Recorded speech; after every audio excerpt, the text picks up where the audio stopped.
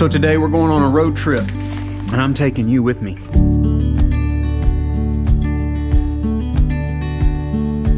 So when we think of acoustic guitar builders, we typically think of like Montana, even Pennsylvania. But down here in the South, we actually have a couple of amazing acoustic guitar builders. We have Danny Davis over in Huntsville, and then in the Ozark Mountains, we have Scott Poole.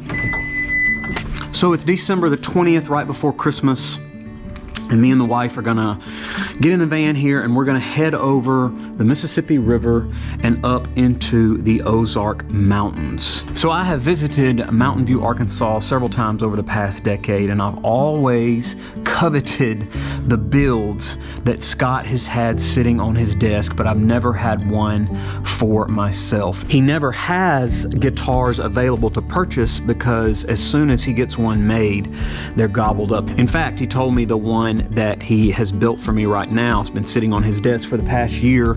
He's had multiple people offer to purchase it. Today is the day that we get to go pick it up. I'm actually taking Riley's fiddle with us as well to have him do a little bit of work on her fiddle and her pickup system. So Jen's coming out and we're gonna load up in the van. We're gonna head over the Mississippi River and go to Mountain View, Arkansas.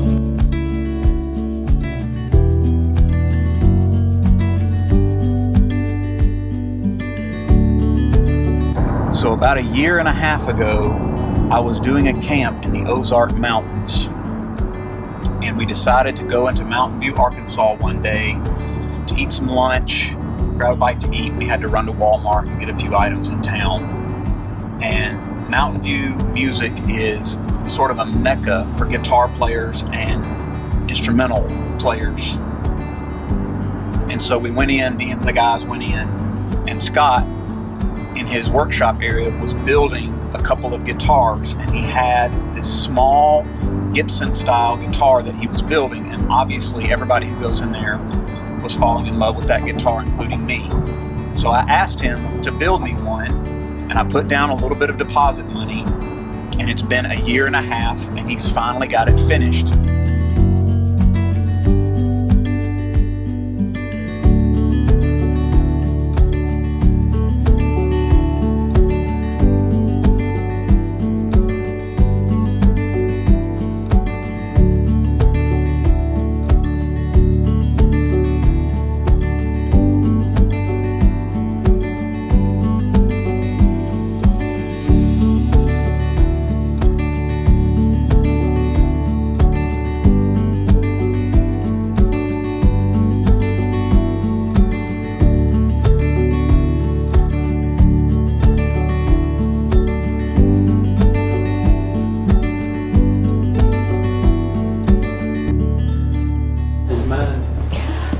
Oh, we were up here as soon as we could be up here.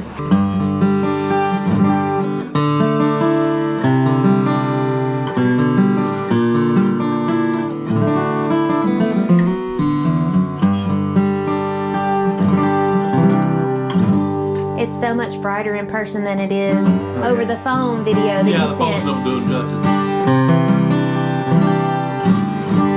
So over the next couple of months, I mean, things are going to kind of settle in. The top will crown a little bit. Sure. So when that happens, if you want to run it back, and I'll do that final critical setup on it. Okay. So if I do it now, It's not gonna matter. we'll have to do it again. But anyway, All right. here we go. Tell me, just walk me through the build process. You started with the body. So how did you? Well, you start by bending the sides, and there's a video on our Facebook page of me bending those sides for that guitar, and then those sides go into a form. You glue in the neck block and tail block, and then there's the little kerfing, the little stuff that goes around the inside, the little notched pieces of wood that give you a wider surface area to glue the top and the back on. So once the kerfing goes in, and the little, they call them popsicle braces that go across the side here, you put those in.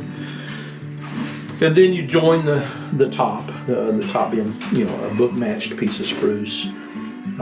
You cut the sound hole in rosette, and then you put in the braces, and then you glue that to the guitar, and do the back, same thing. You put in the braces and then glue it to the guitar. Then you carve out the neck, and Man, then you mate the two together. I love it.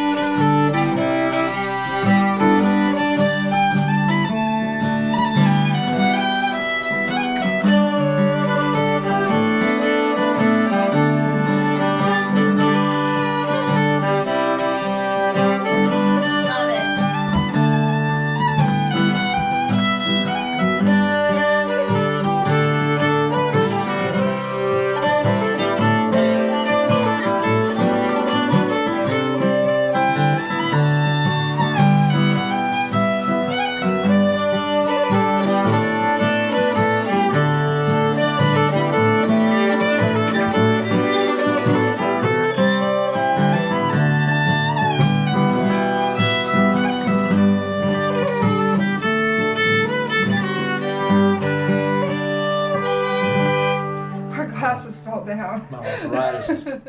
How did you get started building? My dad signed me up for the soapbox derby thing. So I built the soapbox derby cars when I was 11 and 12, and I built a wood strip canoe when I was 14, and then I put my wife through college as a cabinet maker, and then I started playing guitar and banjo when I was about 12. So I guess in about 2002, maybe 2003, our son was evolving into a really amazing musician, and he needed a banjo, a professional quality banjo that we couldn't afford. So I thought, I'll do some research and I'll build him one. So I built his first banjo from scratch, and it turned out to be amazing. And then friends started asking where he got it, and next thing you know, I was getting orders for banjos that I didn't really want. But and then my wife is famous for breaking fiddles. She's really good at that, isn't she? She'll like have one under her arm and walk through a door and just take the neck off of it, So I started repairing her violins. I got really fortunate in that at the time we owned the B&B next door, and the guy that owned this store at that time hired a fellow named Robert Bolin, who was trained in Italy as a violin luthier. I mean, he's a very knowledgeable guy, just incredible knowledge and skill. So he hired him to come in and evaluate and repair a whole stack of instruments that the owner of this place had purchased at auction. And he stayed in our B&B, and every night we would lay sheets over the dining room tables and lay out, and he would start matching tops with backs, and figuring out which one was a $500 violin and which one was a $10,000 violin, and I would sit there with him and pick his brain, and they allowed me to buy one of the instruments that had been stepped on by a fireman and just crushed. And he walked me through rebuilding that instrument, and I learned more than I thought there was to learn at that point. And so then, I kept repairing things, and the guy that owned this business then would hire me to repair some of his things. And next thing you know, this came on the market, and we bought it thinking our son would evolve into the manager of it, but he almost immediately got a scholarship to Berklee College of Music, and so off he went, and we had a music store. And then I started repairing and building for other people, and instead of just mine. Oh, and I built our son a Martin knockoff as a festival guitar. He always wore orange high top tennis shoes and an orange tie-dyed t-shirt And that was his festival attire, and people would recognize him from 100 yards away, you know. And when he was 15, 16 years old, Luke, come jam with us. So I made this dreadnought guitar for him that had I took the wood for the top and put it on a potter's wheel and got it spinning, and then I dripped dye on it and let it run out, and I made this tie-dyed top for a dreadnought guitar, and it turned out to be amazing. I mean, it was a great guitar. I told him if I had known that it was going to be that good, I would have given it more dignity than a tie-dyed top. But so that was the first dreadnought that I made, and it was for him. I had played a number of the little L00 guitars, vintage ones, over the years, and every one I played was a great little guitar. And this lady came in. She had one that the top was just almost completely caved in on it. It was in horrendous condition. And she wanted me to stick strings on it so she could take it out and play it. And I said, ma'am, I can put strings on it, but it's probably going to rip the top off of it. That thing is in bad need of repair. And she said, can you do that? I said, well, yeah, let me work up a price. So I worked it up and gave her the estimate, and she's like, oh my word, I don't want to pay that. I just want something I can go out here and play.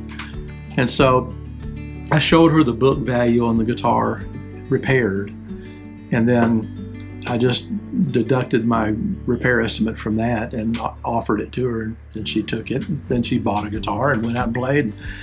I had to dismantle that old one to do the repairs, and as long as I had it apart, I thought, I'm going to take a bracing pattern off of this guitar.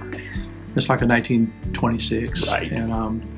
And so that was the bracing pattern that I used on this guitar. And this, I built, I don't know, 8 or 10 of these for various customers. We've been real happy with the outcome. Players like them because it's a shorter scale. Yeah, it's got 12 frets to the body that not only gives you a little more reach, but it also drops the bridge a little further down into the lower bout. Right. And that's why it has the depth of tone that it has. It gives it a certain character for sure. Here, gives it lots of overtones and that boominess. So I think it's a nice recipe. Some folks don't want a 12 fret to the body because they can't play up as far. You can't go quite as far. I don't play up here in no man's land either, so it doesn't matter to me. But anyway, I love it, man. Thank you.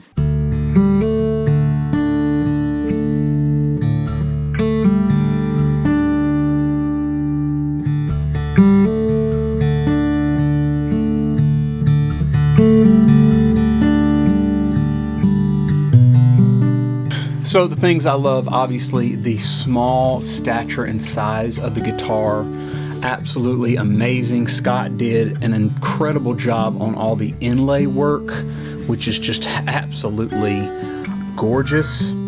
I love the tortoise look on the pickguard. It is impossible for you guys on the other end of the video screen to really hear and feel how deep the chamber sings. Like, it really is, when he says it's that deep-throated sound, it really is amazingly a deep sounding guitar. The only thing one thing I'm gonna have to get used to is a lot of these older style guitars, Gibsons, and I know because my great-grandfather's guitar was like this, had a really thick, big, chunky neck. And if you've watched my videos before on YouTube, I tend to like a really slim, small neck. It's playable, absolutely, and I'm able to do some detailed work on it, just playing around with it, but it's just bigger and chunkier than I'm used to. And so that's something that I'll have to work around and get used to. Other than that, the guitar is absolutely astounding.